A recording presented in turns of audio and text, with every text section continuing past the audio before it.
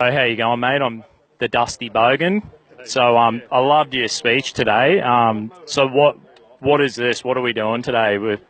Now, this was a rally in support of the South African farmers who are being persecuted by black Africans who haven't really done anything in their life apart from that they want the farms that these men have built up and these families have built up over generations. So and it's they're slaughtering them.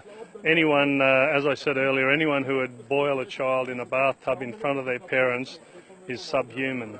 No human should ever have to do that, and it's a disaster. It's the start of a genocide, and it's a state-supported genocide. So I really support Peter Dutton's move to bring them back to us, bring them into Australia. We've seen other South Africans who've come here. They're very industrious. They have Christian values. They're the sort of people we want in the country. So rather than leaving them there to be slaughtered, expedite their visas and get them in here. Yeah, great. And so, like, my thought, I was thinking, if we were living back in World War II times and we were hearing, Stalin or Adolf Hitler saying crap like that, that's what we're seeing. We're seeing politicians in South Africa saying things. It's out of control. Like, we're at a time in history, we're seeing it, and Peter Dutton stood up and he's saying, no, this is ridiculous. Absolutely right. Governments like the Nazi government, the Nazi regime that advocated the slaughter of the Jews, it's abhorrent to us now. Stalin killed between 40 and 70 million, very hard to get the right number, but they're all his own people. And here we are seeing these people who, by the way, have been there since 1611. The Huguenots came into the Cape area. There were no African tribes there, by the way. Yeah. And now they're off their land that generation after generation they've built up. And have fed these same people who are now slaughtering them, are now being slaughtered for doing exactly that.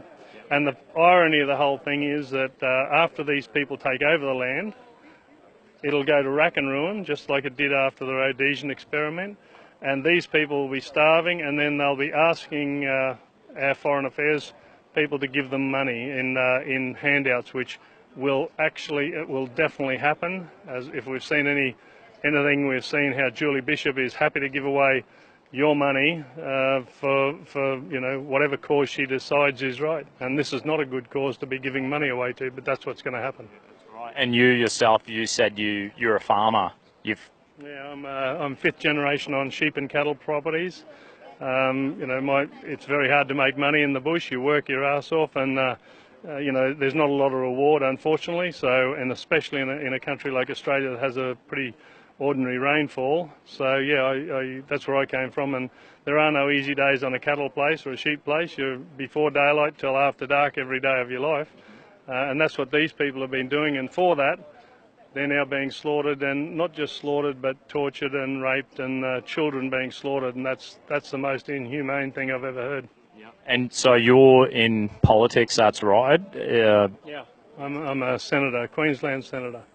Okay, great, awesome. So it's great to have your support and, to stand up and support South Africans, and they're our mates, you know what I mean? I'm a Christian. I sort of thought about it myself, and I thought, we've been such a generous nation letting people in, and then it's like finally people who are, like, I have South African family. Some of our family migrated here, some went to South Africa. They're our family.